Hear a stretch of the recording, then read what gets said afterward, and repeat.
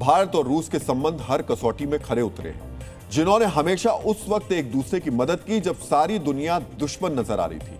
आज आपको यह भी जानना चाहिए भारत के रक्षा मित्र यानी रूस के राष्ट्रपति व्लादिमीर पुतिन भारत में किस मकसद के साथ आए हैं। आज आपको समझना चाहिए कि रूस को अपने दोस्त भारत की जरूरत क्यों है और रूस से भारत क्या क्या हासिल करना चाहता है। सबसे पहले आपको भारत के सबसे बड़े हथियार सप्लायर और यूक्रेन वॉर के बाद प्रमुख ऊर्जा सहयोगी रूस की उन जरूरतों के बारे में जानना चाहिए जो भारत पूरी कर सकता है। भारत को रूस से क्या चाहिए और रूस को भारत से क्या चाहिए, इसे समझने के लिए आज आपको भारत रूस दोस्ती की एक महत्वपूर्ण तस्वीर देखनी चाहिए। पुतिन के भारत में कदम रखने से पहले भारत और रूस के रक्षा मंत्रियों के बीच महत्वपूर्ण बैठक हुई। इस बैठक में हथियारों को लेकर बातचीत हुई। फिलहाल रूस भारत के जरिए अपने रक्षा उद्योग को फिर से जीवित करना चाहता है, इसीलिए अपने सबसे खतरनाक और आधुनिक हथियार भारत को देने के लिए रूस तैयार है। यूक्रेन वॉर की वजह से लगे प्रतिबंधों के बाद रूस का रक्षा निर्यात यूरोप और दुनिया के दूसरे देशों को लगभग समाप्त हो गया है। ऐसे में सिर्फ भारत ही रूस को संभाल सकता है। भारत अभी भी अपने 38% हथियार रूस से ही खरीदता है। पुतिन चाहते हैं कि भारत रूस की 5वीं पीढ़ी के विमान Su-57 में साझेदारी करे। इसके लिए रूस ने भारत में निर्माण और तकनीक ट्रांसफर का भी ऑफर किया है। रूस चाहता है भारत दुनिया के सबसे अचूक माने जाने वाले S-500 एयर डिफेंस सिस्टम को खरीदने का समझौता करे। इसके अलावा ब्रह्मोस के नए संस्करण यानी सुपर ब्रह्मोस को बनाने के लिए रूस और भारत मिलकर काम करें। यानी रूस सिर्फ भारत से डील नहीं चाहता, वो भारत के साथ ऐसा सहयोग मॉडल चाहता है जिससे उसका पूरा रक्षा उद्योग जीवित रह सके। सच्चाई यह है डीएनए मित्रों, ये अमेरिका और यूरोपीय प्रतिबंधों के बाद रूस के लिए सबसे बड़ा और विश्वसनीय ग्राहक भारत ही बचा है। लेकिन ऐसा नहीं कि इस रिश्ते में जरूरत सिर्फ रूस की है। आज भारत के सामने चीन और पाकिस्तान जैसे देशों की चुनौती खड़ी है। चीन के पास 5वीं पीढ़ी के विमान J-35 मौजूद है और पाकिस्तान को भी चीन से J-35 मिलने वाला है। इसलिए भारत को भी जल्द से जल्द 5वीं पीढ़ी के स्टेल्थ लड़ाकू विमानों की जरूरत है, जिस पर रूस का सुखोई 57 फिट बैठता है।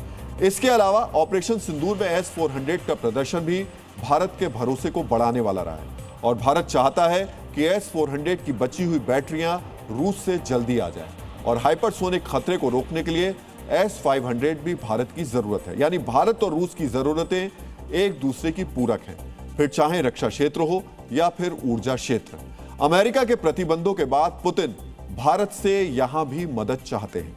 डीएनए मित्रों, इसके लिए पुतिन भारत के साथ दीर्घकालिक तेल गैस खरीद समझौता करना चाहते हैं। रूस चाहता है कि भारत केवल स्पॉट मार्केट से तेल ना खरीदे, बल्कि 10-20 साल की लंबी अवधि वाले कॉन्ट्रैक्ट साइन करे, ठीक वैसे ही जैसे चीन करता है। इससे रूस की तेल उत्पादक कंपनियां सुरक्षित रहेंगी, उन पर प्रतिबंधों का असर कम होगा और भारत में रूस को स्थायी बाजार मिल सकेगा। सच्चाई यह है कि रूस को अगर भारत जैसा ऑयल कंज्यूमर स्थायी तौर पर मिल जाएगा तो यूरोपीय देश जो रूस से गैस और तेल खरीदना बंद करके उसे घुटनों पर लाना चाहते हैं, उनके मंसूबे धरे के धरे रह जाएंगे और रूस का सस्ता तेल भारत की इकोनॉमी को भी सूट करता है। लेकिन यहां पर भारत को रूस के साथ व्यापार में असमानता को भी देखना पड़ेगा और प्रधानमंत्री मोदी के लिए रूस से व्यापार असमानता दूर करना सबसे बड़ी जरूरत है। डीएनए मित्रों, पुतिन के भारत दौरे का एक महत्वपूर्ण एजेंडा व्यापार है। पुतिन का यह दौरा उस समय हो रहा है जब भारत और अमेरिका के बीच ट्रेड डील पर बात अटकी हुई है और अमेरिका ने भारत के खिलाफ 50% टैरिफ लगा रखा है। इसमें से 25% टैरिफ तो रूस की वजह से है, क्योंकि भारत रूस से तेल खरीदता है। ऐसे में जब दोनों देशों के बीच व्यापार पर बातचीत होगी तो अमेरिका का मुद्दा भी जरूर उठेगा। भारत और रूस के बीच संभावित व्यापार समझौते को डिकोड करने से पहले मौजूद व्यापार संबंध के बारे में आपको जानना चाहिए। डीएनए मित्रों, 2024-25 में भारत और रूस के बीच 68.72 अरब डॉलर का व्यापार हुआ, लेकिन यह व्यापार पूरी तरह रूस के पक्ष में झुका हुआ है। रूस से भारत को लगभग 64 अरब डॉलर का निर्यात निकाला गया, जबकि भारत ने रूस को सिर्फ 5 अरब डॉलर का निर्यात किया। यानी भारत रूस को जितना निर्यात करता है उसका लगभग 13 गुना रूस से आयात करता है। 3 साल पहले के जो आंकड़े से तुलना करें तो 2021-22 में दोनों देशों के बीच लगभग 13.5 अरब डॉलर का व्यापार हुआ था, जिसमें रूस का निर्यात लगभग 10 अरब डॉलर का था, जबकि भारत का निर्यात लगभग 3.25 अरब डॉलर का रहा है। यूक्रेन युद्ध के बाद व्यापार असंतुलन बढ़ने का सबसे बड़ा कारण रूस से भारत को तेल का निर्यात है। सस्ते तेल की वजह से रूस का निर्यात काफी बढ़ गया है। हालांकि सस्ते तेल की वजह से भारत ने पिछले 3 वर्षों में 17 अरब डॉलर की बचत भी की है, लेकिन इसके बावजूद भारत के लिए व्यापार असंतुलन दूर होना जरूरी है। अगले 5 वर्षों यानी 2030 तक दोनों देश व्यापार 100 अरब डॉलर बढ़ाना चाहते हैं और इसमें भारतीय निर्यात का बड़ा हिस्सा हो सकता है। डीएनए मित्रों, अमेरिकी टैरिफ के बाद भारत अपना निर्यात बढ़ाने के लिए नए देश चाहता है और इसमें रूस उसकी मदद कर सकता है। रूस भी इस बात को समझता है कि भारत पर अमेरिका के भारी टैरिफ का सबसे बड़ा कारण रूसी तेल है। यही वजह है कि खुद पुतिन भी भारत से आयात बढ़ाने का भरोसा दे चुके हैं। वो भारत के लिए रूसी बाजार खोलने की बात भी कर चुके हैं। डीएनए मित्रों, मौजूदा समय में रूस मुख्य रूप से भारत से दवाइयां, कृषि उत्पाद, रसायन, मशीनरी और इलेक्ट्रॉनिक्स जैसे उत्पाद आयात करता है। आने वाले समय में Bharat automobile, data processing equipment और कपड़ों का निर्यात भी बढ़ाना चाहता है। इसके अलावा रूस भारत से झींगा, चावल और फलों का आयात भी बढ़ाना चाहता है। साथ ही दोनों देश अपनी मुद्रा में व्यापार बढ़ाने की कोशिश भी करेंगे। पुतिन के इस दौरे में 15 व्यावसायिक समझौतों की उम्मीद है। इस दौरे में पुतिन के साथ रूस के 7 मंत्री और एक बड़ा बिजनेस डेलीगेशन भी है। कई बड़ी कंपनियों के सीईओ भी पुतिन के साथ हैं।